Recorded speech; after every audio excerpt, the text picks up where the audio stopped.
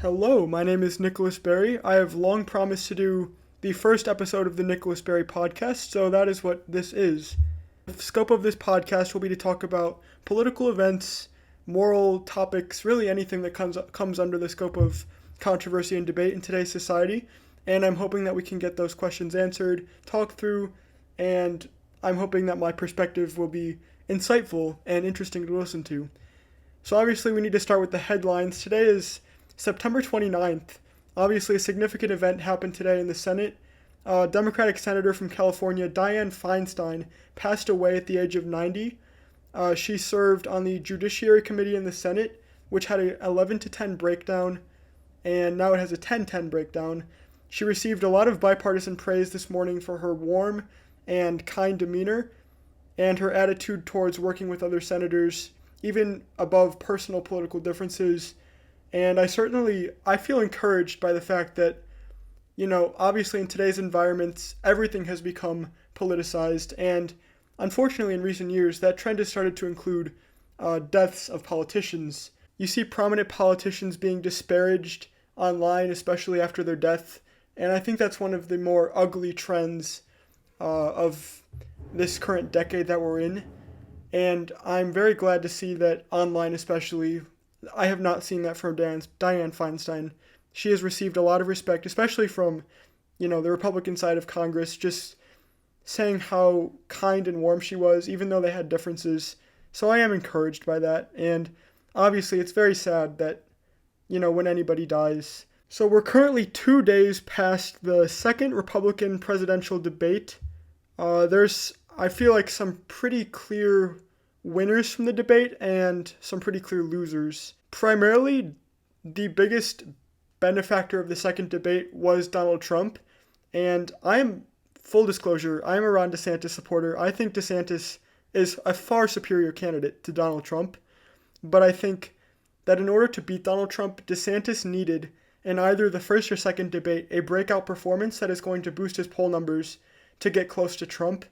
And, after the first debate, his poll numbers briefly spiked along with Nikki Haley, and as of now, Trump is at 55% in the polling averages. DeSantis is at 13.5%, and everybody else is at 6%, Pence is at 4%, and everybody else is below 3% in the polling averages. So DeSantis did need a breakout performance, and I did think his answers were strong during the second debate, and I think he did improve on his performance from the first debate. I especially appreciated that he did actually say, Donald Trump's name by name during the debate. The people in Washington are shutting down the American dream with their reckless behavior. They borrowed, they printed, they spent, and now you're paying more for everything. They are the reason for that. They have shut down our national sovereignty by allowing our border to be wide open. So please spare me the crocodile tears for these people. They need to change what's going on. And where's Joe Biden? He's completely missing in action from leadership. And you know who else is missing in action? Donald Trump is missing in action. He should be on this stage tonight. He owes it to you to defend his record where they added $7.8 trillion to the debt. That set the stage for the inflation that we have now. I can tell you this, as governor of Florida, we cut taxes, we ran surpluses, we've paid down over 25% of our state debt, and I vetoed wasteful spending when it came to my desk. And as your president, when they send me a bloating spending bill that's going to cause your prices to go up, I'm going to take out this veto pen and I'm going to send it right back to them.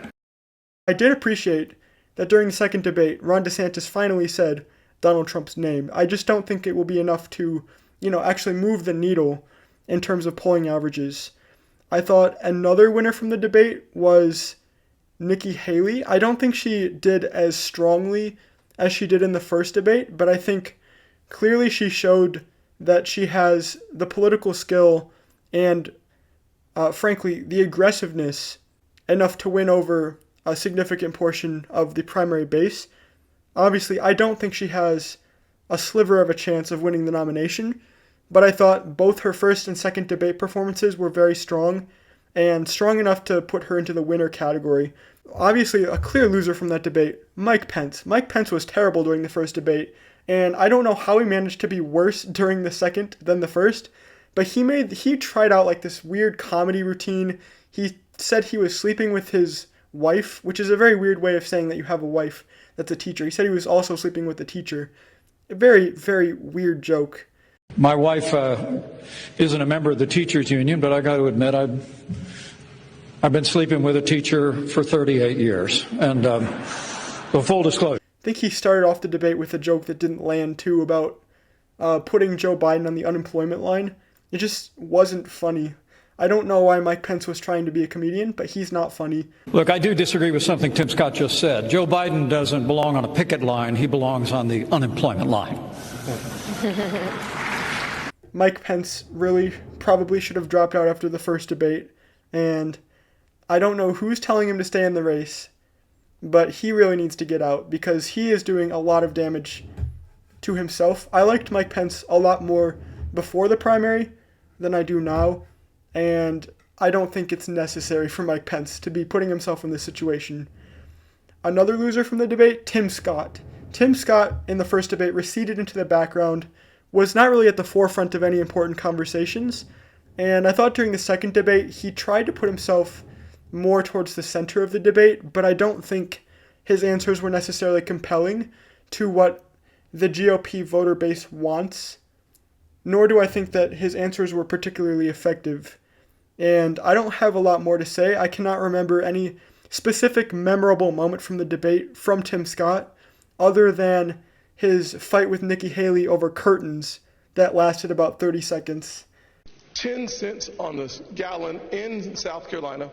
As the UN ambassador, you literally put $50,000 on curtains in a $15 million subsidized location. Next. You got bad information. Exactly, Ron. Secondly, on the 50 million. Here is a nice part. Secondly, on the curtains, do your homework, Tim, because Obama bought those curtains. Did you send them back? It's in the press. Did you send them back? It's the State Department. Did you send them back? Did you send them back? You're the one that works in Congress. Oh my gosh. You get it You done. hung them on your curtains. They were there before I even showed up at the residence. You are scrapping. You are scrapping. I'm not scrapping. You know Yeah, so, yeah, that is a pretty accurate summary of how the second debate went, with a 30-second discussion over a specific pair of curtains that costed $50,000 last decade. So that is the current state of the Republican Party. Three more losers. I'm not going to touch on these too much, but Doug Burgum, I thought his first debate was solid. You know, he had good answers, but he didn't really stand out. I found him to be less compelling this debate. I felt like his answers didn't really align with the questions that he was asked as effectively as they could have been. And I think his appeal as like the economics candidate is just not going to work, especially when all these other candidates pretty much are aligned on most of the economic issues. There's no lane for Doug Burgum. Doug Burgum should drop out and go back to being, you know, just North Dakota's governor and not an embarrassing 2024 candidate. Chris Christie is in the race to make a point about how he does not like Donald Trump, and I think he has been the most effective candidate at making that case, although some of his attacks on Donald Trump, especially calling him, you know, Donald Duck during the debate because he ducked the debate, it's juvenile, and I don't think it landed as well as he wanted it to, although I do appreciate that he did send a message directly to Donald Trump during the debate. I do appreciate that. I know a lot of voters don't, but I think it's a message that Donald Trump needs to hear. But rather than that, I did not feel like Chris Christie is going to pick up any votes after that debate. The last, I guess, loser of that debate would be Vivek. Vivek had a breakout performance the first debate, and while I think DeSantis did win the first debate, I think Vivek had a very good reaction from a lot of the people who are Trump-aligned, who aren't fully on board with Trump, and that don't like DeSantis. And Vivek surged in the polls after the first debate. I don't think his answers were... I did like some of his answers, but I don't think his performance was as strong as the first debate, and I don't think he's going to pick up any support in the primary. So the overall ramifications of the debate, I mean, it's pretty clear at this point that Donald Trump is going to win the nomination. He's at 55% in the polls. DeSantis is at 13%, and the other candidates at this point are showing no signs of being willing to drop out. I think if DeSantis would have been able to coalesce the anti-Trump wing of the party, then this would be a lot different of a primary than it is now. But as you can see, I mean, with DeSantis at 13%, Ramaswamy at 6%, Haley at 6%, Pence at 4%, I don't think it's going to happen. It does disappoint me to say, but there has to be, a plan to actually beat Donald Trump. And I don't think that any plan is going to beat a candidate that's at 55% when the second place candidate is at 13%.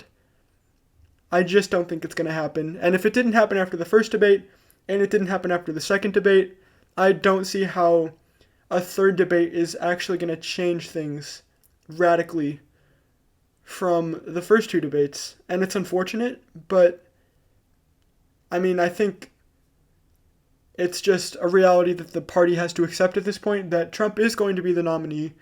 There was significant news today, too. Robert F. Kennedy Jr. is planning on announcing an independent run for the White House on October 9th, which is in just over a week.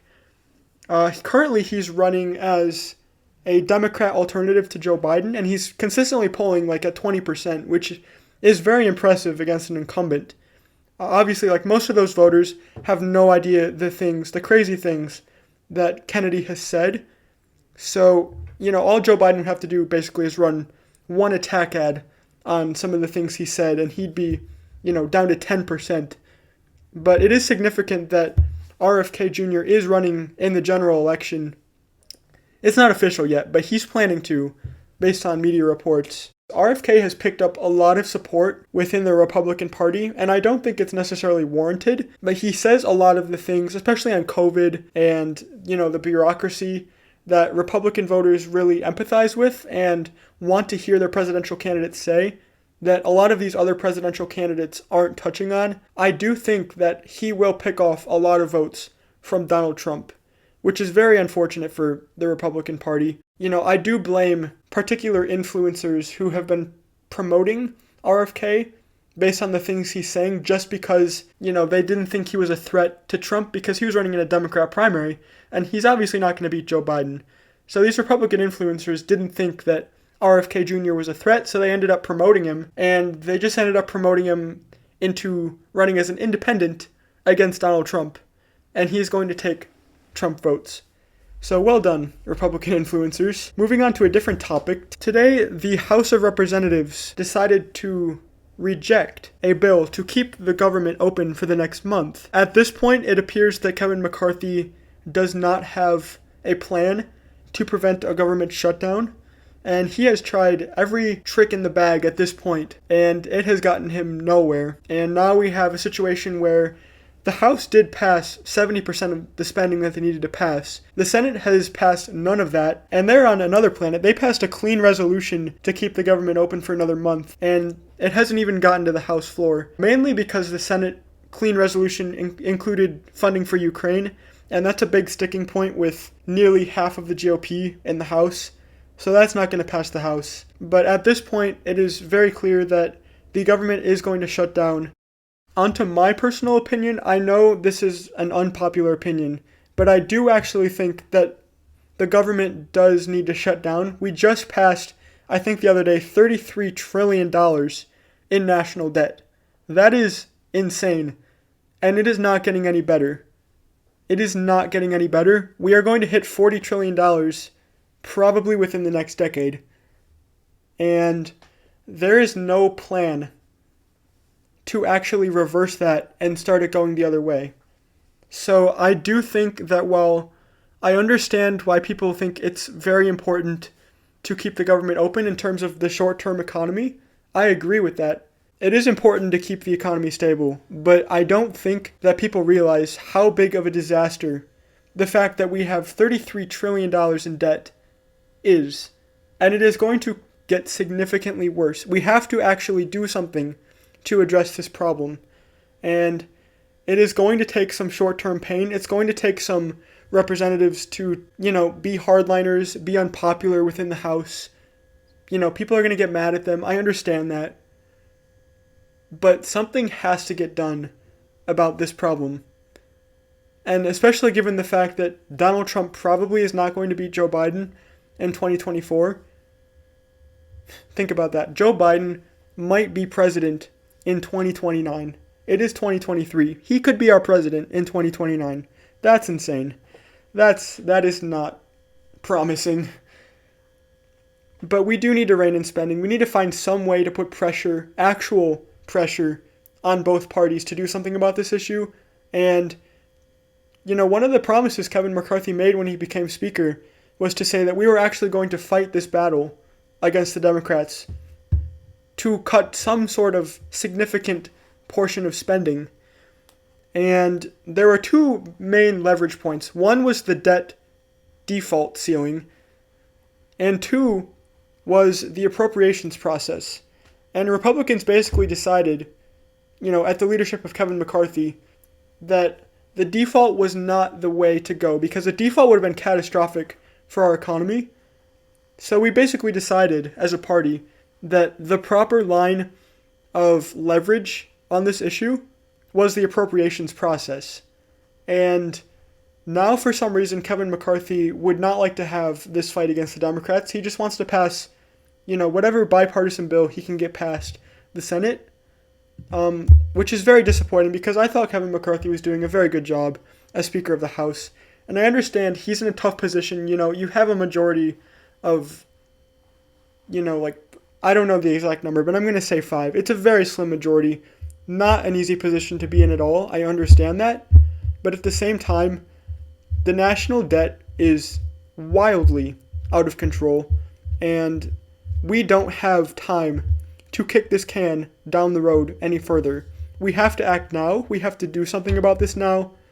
And, it's going to cause some short-term pain. Federal workers are going to get furloughed. It's tough. It's a tough situation. But somebody has to be the bad guy eventually. So, I know it's an unpopular opinion, but we need to do something. And the last point I want to make in today's podcast, just discussing Donald Trump in particular, some of the recent things he said.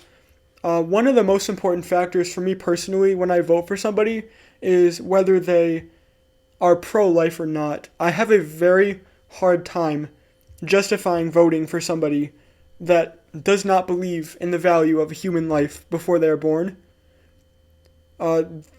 This makes it very hard for me to vote for pretty much any Democrat.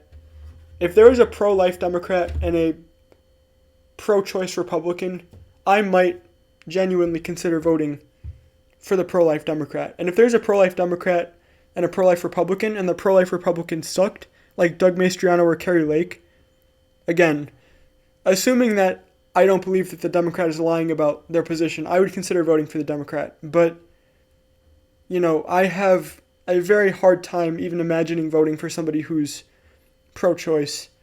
I feel like that's just so immoral that I just can't justify doing that as a pro-life person, which I feel like is one of the reasons why evangelicals across the board go for Donald Trump, even though he's, morally garbage himself. Republicans can stomach that because he put 3 pro-life Supreme Court justices on the Supreme Court. He's the one that's responsible for putting those people that overturned Roe v. Wade. His administration was pro-life.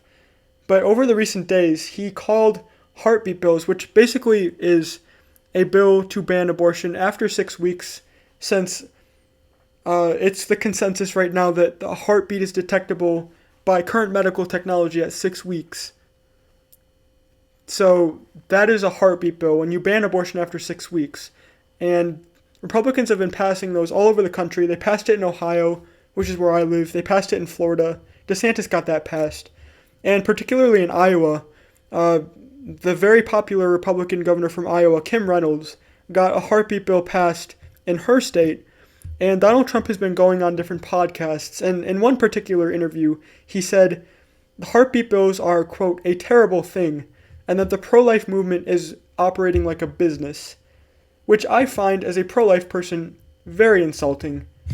To say that you have been supporting the pro-life cause for the last, I don't know what, since 2015, Donald Trump was pro-choice before that, and then he pretended to be pro-life from 2015 to 2023, and now he's getting mad at the pro-life movement because we're some kind of scapegoat for the reason that the Republicans didn't have a red wave in 2022, when in fact the real reason why we didn't have a red wave in 2022 was because Donald Trump endorsed garbage candidates like Carrie Lake and Dr. Oz, Doug Mastriano, Blake Masters, these candidates that were unelectable, unlikable by, normal voters. That's the reason we didn't have a red wave in 2022. The governors that passed heartbeat bills, like Ron DeSantis, he won by 19.4 points. Mike DeWine in Ohio won by over 20 points, I think. So, it's not the heartbeat bills, it's Donald Trump. And Donald Trump needs a reason why Republicans didn't have a red wave in 2022 that isn't him. And he's unfortunately chosen to blame this on the pro-life movement, which I find, again, very insulting. So basically anything he says in the future on this issue, in any sort of pro-life context, you can just rule that out as disingenuous. He's just a populist. He's trying to get the maximum number of votes he can possibly get. He's not saying this from any sort of, personal moral position. If he thought he could get more votes for flip-flopping on this issue, he would do that immediately. And it's very unfortunate. So I found that very disappointing from Donald Trump. On a related note, Kim Reynolds, Iowa's governor, had been planning on staying neutral in the 2024 race, but it was reported about a week ago that she plans to endorse DeSantis in the coming months in the presidential race. Iowa is the first primary state, and Kim Reynolds is very, very popular within the state of Iowa, so she obviously is going to have a lot of influence. I don't know how much influence she's going to have, but I think it will be significant if she follows through and does decide to endorse DeSantis. And I think that's very positive. I think a lot of Republicans look at DeSantis' poll numbers and they say, well, you know what, I probably like him more than Donald Trump, but I don't want to endorse a candidate that's at 13% and then have to deal with the wrath of Donald Trump when he gets into office. And, that's a decision that these prominent politicians are going to have to make. I think it's unfortunate that they're making that decision, but I certainly understand it. It's very understandable. Nobody wants to come under the fire of the guy that's leading the party, especially when your, political future is on the line. I get it. But I do think these politicians need to start stepping up and actually endorsing the people that have any shot at winning against Joe Biden. So that's pretty much all I had for this first edition of the Nicholas Berry podcast. I hope you enjoyed it. I hope you found it insightful.